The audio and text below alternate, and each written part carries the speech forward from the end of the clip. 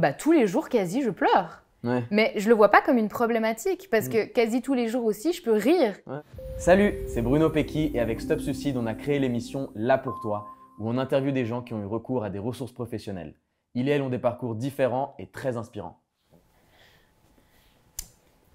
Salut Tamara. Salut Bruno. Ça va bien? Ça va et toi? Ouais, ça va. Tu es là pour parler des ressources professionnelles. Et avant ça, est-ce que tu pourrais te présenter pour les personnes qui peut-être ne te connaîtraient pas, s'il te plaît? Avec plaisir. Donc, moi, c'est Tamara, j'ai bientôt 32 ans. J'habite à Genève. Et puis, j'ai créé un podcast qui s'appelle Les Invisibles, qui donne la parole à des personnes qui vivent avec des maladies invisibles. C'est à peu près 80% des maladies chroniques. Donc, c'est autant, par exemple, un trouble bipolaire, borderline, une sclérose en plaques, voilà, une dépression, ou une personne qui, comme moi, vit avec une maladie neurologique rare, c'est le syndrome du mal de débarquement, et qui crée beaucoup de symptômes dans le quotidien, mais qui ne se voit pas de l'extérieur. Et en fait, j'ai réalisé qu'il y avait toujours une double souffrance au fait d'être malade invisible. C'est non seulement les symptômes, mais en plus de ça, le fait que l'extérieur ne le remarque pas. Et du coup, on est soumis à des phrases comme « t'as pas l'air malade, t'as l'air d'aller très bien ». Cette personne, souvent, on peut même douter de la réalité de ce que tu vis. Et donc, à force de ces constats-là, je me suis dit, en fait, je vais donner la parole à ces personnes-là en étant moi-même concernée. Je trouve toujours plus chouette. Et puis voilà, donc j'ai créé ce podcast et puis j'écris aussi des livres pour enfants sur la thématique des maladies invisibles pour que ce soit accessible aux tout petits. Ok, génial. Et j'ai dit, donc, dans cette vidéo, on va parler des ressources professionnelles. Est-ce que toi, tu as eu recours à ces ressources-là? Et est-ce que tu peux nous en parler un peu? Ouais, moi j'ai eu recours à 2 ressources professionnelles qui m'ont vraiment marquée et qui sont encore en cours. C'est notamment la gestalt thérapie et la fasciathérapie. Ok. Voilà, 2 thérapies que je connaissais pas avant c'est d'y un avoir peu recours. succinctement, hein. Gestalt, fascia, c'est... Est-ce que tu peux nous en dire un peu plus Ouais, là-dessus? alors la gestalt thérapie, c'est difficile d'en parler parce que je suis pas du tout du domaine et en fait... j'ai commencé ça de manière assez inédite, c'est-à-dire que j'étais en processus avec l'assurance invalidité à Genève pour avoir une rente d'assurance. Et puis la conseillère qui me suivait à ce moment-là a vu la détresse dans laquelle j'étais aussi psychologiquement en fait liée aux symptômes physiques et elle m'a proposé de voir une coach. Et puis, cette coach, en fait, s'avère être une personne qui a de nombreuses ressources et formations, dont la gestalt thérapie, qui est une thérapie qui prend vraiment en considération la personne dans tout ce qui l'englobe, dans tout son environnement, dans tout ce qu'elle vit. Et puis, voilà, le thérapeute aussi dans ce qu'il vit face à la personne en face, donc en miroir. Donc, c'est assez intéressant. Il y a quelque chose de très, très transparent, de très sur l'instant. Et puis, la fasciathérapie, j'ai eu recours à ça à la base parce qu'en fait, j'ai des douleurs chroniques, notamment au cervical et au lombaire. Donc, je suis vraiment allée là-bas parce que j'avais cette impression que c'était un peu une sorte de physiothérapie, de massage, quelque chose de très manuel, très corporel, qui allait pouvoir me faire du bien en fait physiquement. Et j'ai vu que ça avait un impact non seulement physique mais psychique aussi, absolument incroyable. Et ça m'a vraiment permis de voir que en passant par le corps, on peut vraiment faire bouger des choses au niveau mental. Alors que moi, j'avais plutôt cette croyance inverse, c'est qu'il fallait plutôt gérer, entre guillemets, gérer le mental pour que le corps s'apaise. Et je me suis rendu compte que c'était l'inverse, en tout cas chez moi. Ça marche plutôt dans l'autre sens. J'ai plein de questions là, après tout ce que tu as dit, mais par rapport à la gestalt thérapie et la fasciathérapie, tu les as faites parallèlement ou c'était d'abord la gestalt thérapie et ensuite l'aspect un peu plus physique ou c'était comment que s'est passé ça? J'ai commencé la gestalt thérapie et puis ensuite, peut-être quelques mois après, j'ai commencé la fasciathérapie. Je ne pourrais pas dire exactement le temps qui s'est écoulé entre les deux. Mais voilà, c'est vraiment pour moi 2 ressources qui sont hyper différentes et qui sont tout à fait complémentaires en fait. Il n'y a pas forcément ce besoin de dire bon je commence une thérapie d'un côté, je vais pas me lancer dans une autre en parallèle. En tout cas pour ces deux-là, je trouve que ça s'allie bien. Et tu parlais de la gestalt thérapie avec l'effet miroir du thérapeute. Est-ce que tu peux nous en dire plus? Parce que j'ai pas trop compris cet aspect-là. Ouais, alors de nouveau, j'ai assez peur mais quelque part de... Mais de par ton expérience, évidemment, c'est ça. On sait très bien que... De par mon expérience, ce que je vois, c'est que la thérapeute va aussi nommer ce que tu dis va résonner chez elle, en fait. Et ce qu'elle va percevoir dans ton discours. Et je trouve ça assez fort parce qu'il y a peut-être quelque chose d'un peu plus, ouais, d'un peu plus présent dans la relation en D'un fait. peu plus humain, d'un peu Ouais, plus à l'écoute aussi de toi. Et... quelque chose comme ça, je dirais. Ok. Et est-ce qu'avant ça, tu avais eu recours à d'autres ressources professionnelles ou c'était les premières fois avec la thérapie? J'avais déjà eu recours à d'autres ressources professionnelles, notamment à une thérapie dite plus classique, Mhm. psychothérapie. Ok. Et tu vois vraiment la différence justement avec ce côté-là, un peu plus d'écoute et un peu plus Pour moi, il n'y a pas d'empathie de qui... meilleur Ok. entre les deux. Je dirais que la psychothérapie, il y avait aussi un travail énormément sur le passé, les traumatismes, Ouais. quelque chose à détricoter à ce niveau-là. Alors que là, en tout cas, avec cette thérapeute dans la gestalt thérapie, il y a quelque chose de très présent en fait, avec quoi on vient là maintenant, sans forcément revenir sur ce qui s'est passé avant. Mhm. Et du coup, c'est ce que j'avais besoin à ce moment-là, c'est-à-dire que je faisais face, et c'est encore le cas, à un changement de paradigme total dans ma vie.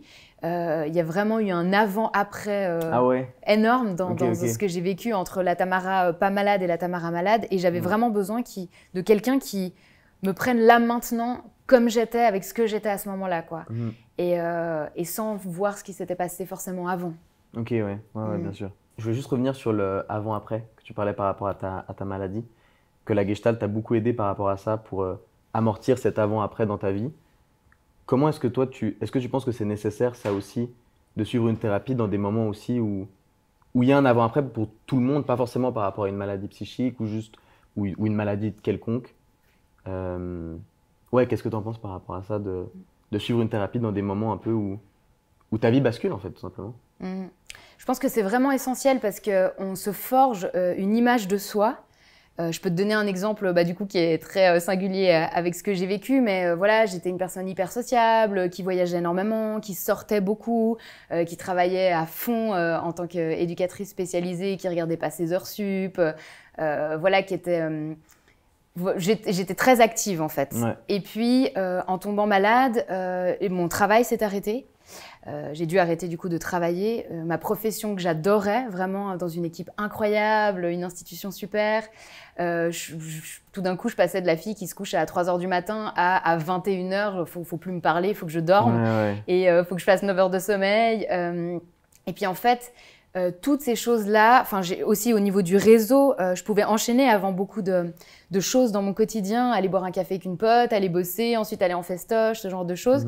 Et puis tout d'un coup, j'ai eu un quotidien qui a été changé drastiquement en devant justement me coucher tôt, prendre du temps pour beaucoup d'activités, anticiper juste d'aller faire les courses, un truc qui paraît assez banal dans une journée. Et donc, toute l'image que j'avais de moi-même sur qui j'étais par le faire, par les actions, eh ben, elle s'est transformée. Et tout d'un coup, j'étais une Tamara qui est épuisée sans cesse, qui a du mal à connecter avec les gens parce qu'elle a des troubles cognitifs, qui peut plus voyager parce que ses symptômes augmentent à fond. Et en fait, du coup, ça pose la question de qui suis-je si je ne suis plus ce que je fais?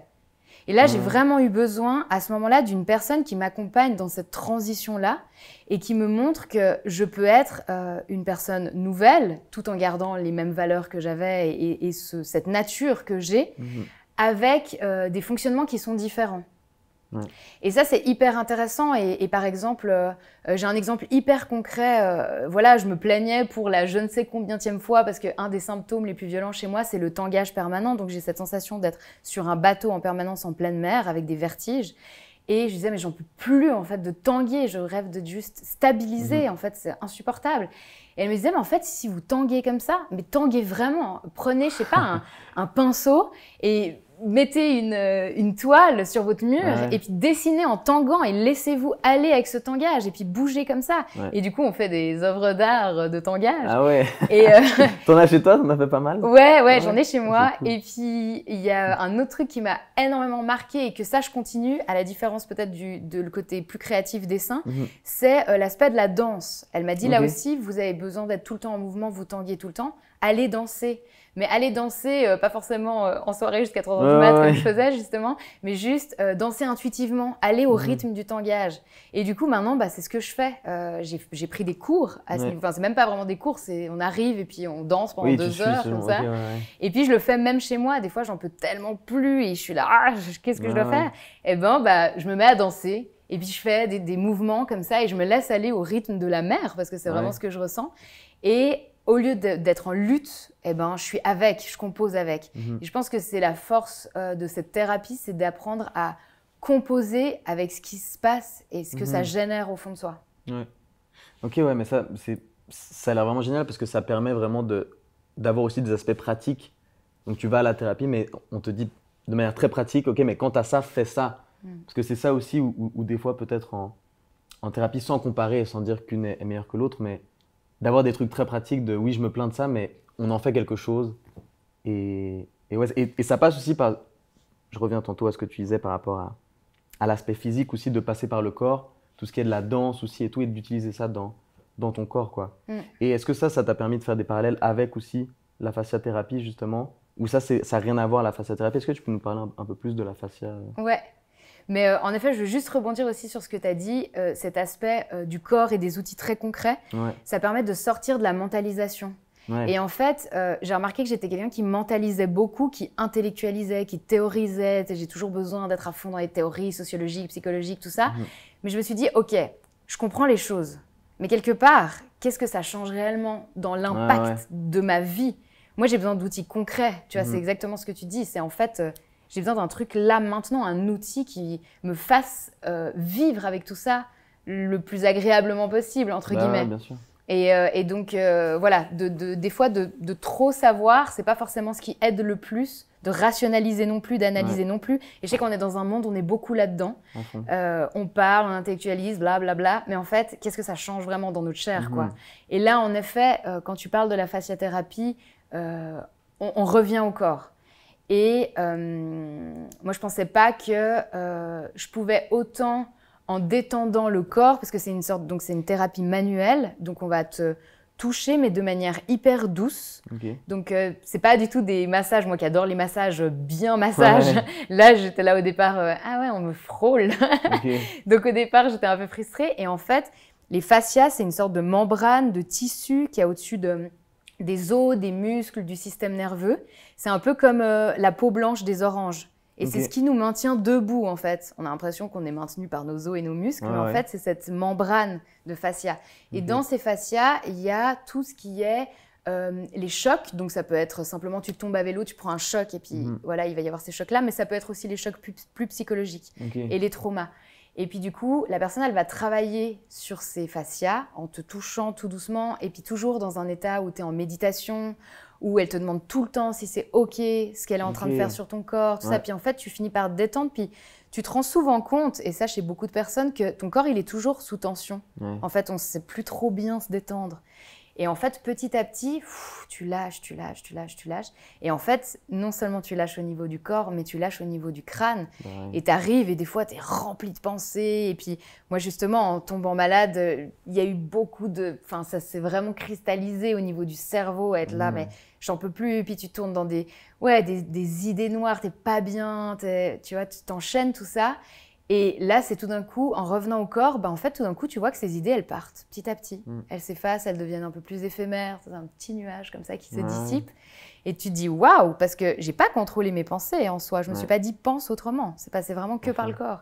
Et ça, je trouve que c'est hyper fort parce que on essaye aussi beaucoup de contrôler ses pensées, mais je trouve que ça marche pas beaucoup, ou en tout cas pas pour tout le monde. Et ça, c'est assez intéressant.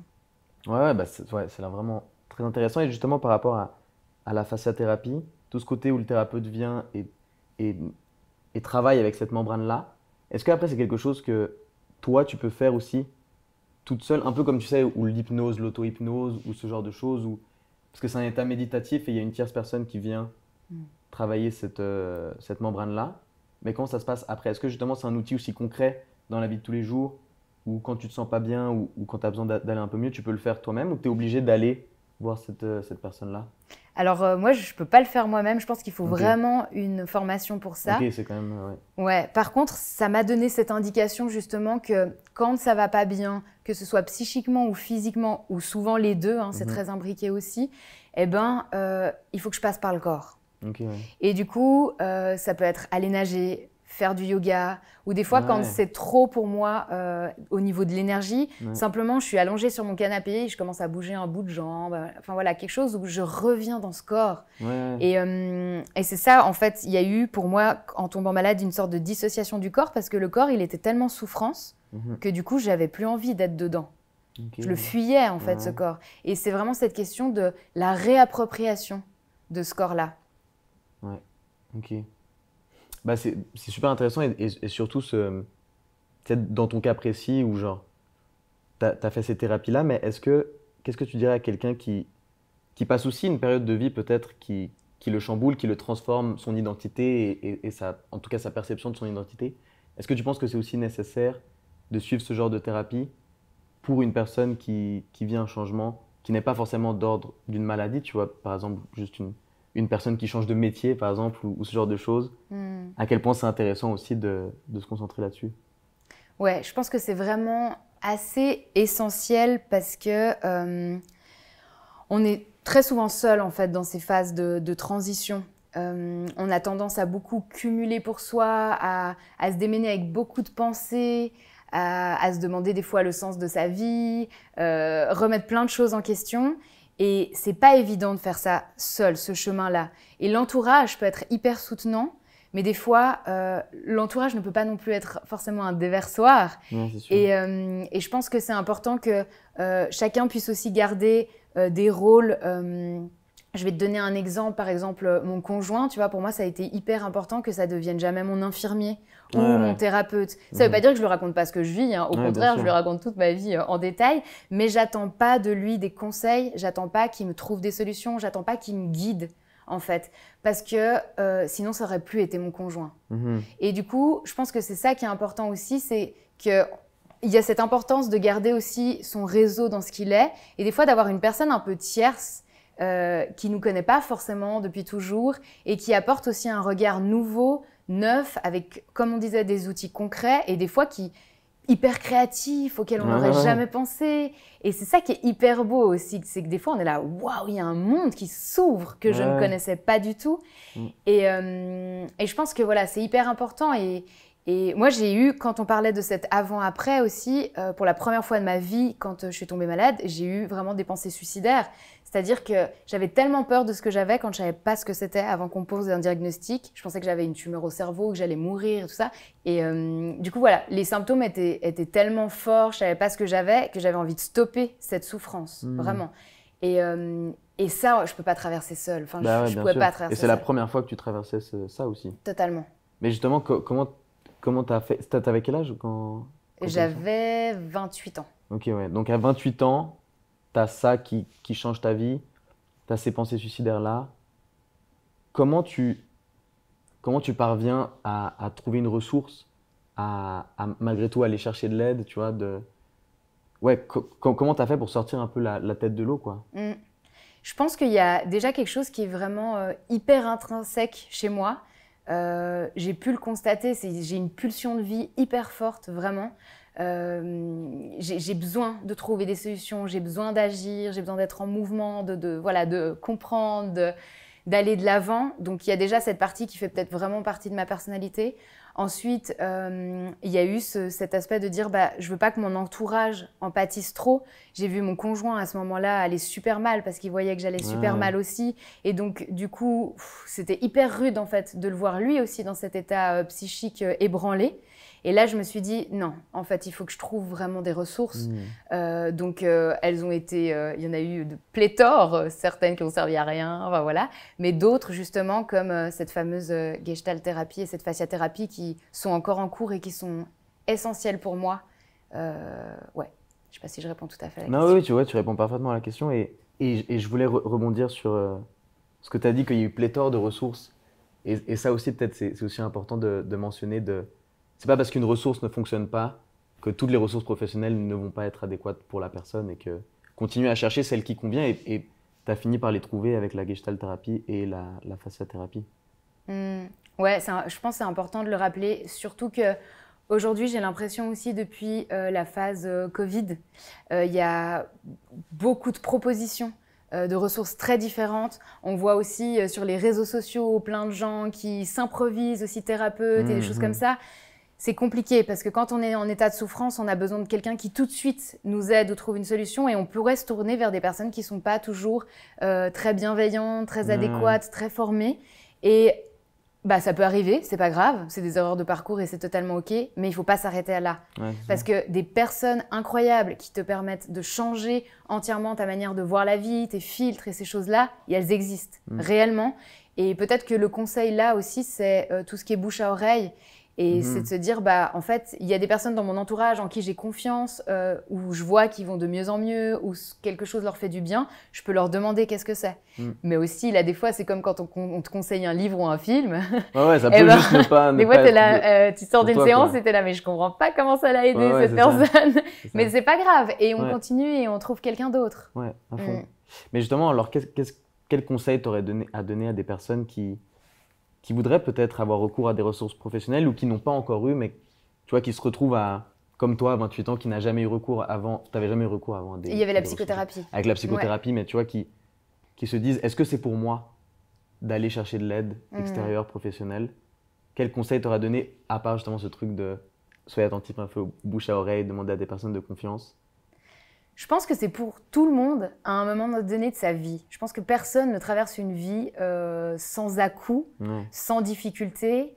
Donc oui, c'est pour tout le monde, ça peut être un moment de sa vie important. Mais par contre, on va tous avoir des besoins qui sont très différents. Il y a des personnes qui vont surtout pas vouloir rentrer dans l'explication, l'analyse, qui vont vouloir aller voir quelqu'un qui va faire des trucs peut-être très énergétiques. D'autres personnes, au contraire, qui ont besoin d'aller détricoter ce qui s'est passé dans leur enfance.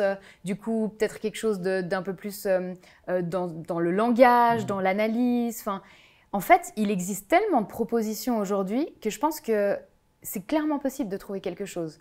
Mais c'est de se dire, qu'est-ce que moi j'ai besoin? Et là, c'est hyper différent en fonction de chacun et de sa sensibilité. Et c'est pour ça que même moi, en ayant trouvé des gens extraordinaires, je les conseille pas forcément à tout le monde parce qu'on est tous différents. Ouais, c'est sûr. Et personne n'a les mêmes attentes et ouais. Ok. Je trouve super intéressant l'aspect factuel de ramener justement ce que tu ressens à un truc factuel et pas se raconter des histoires négatives justement. Ah là, je me trouve en enfer.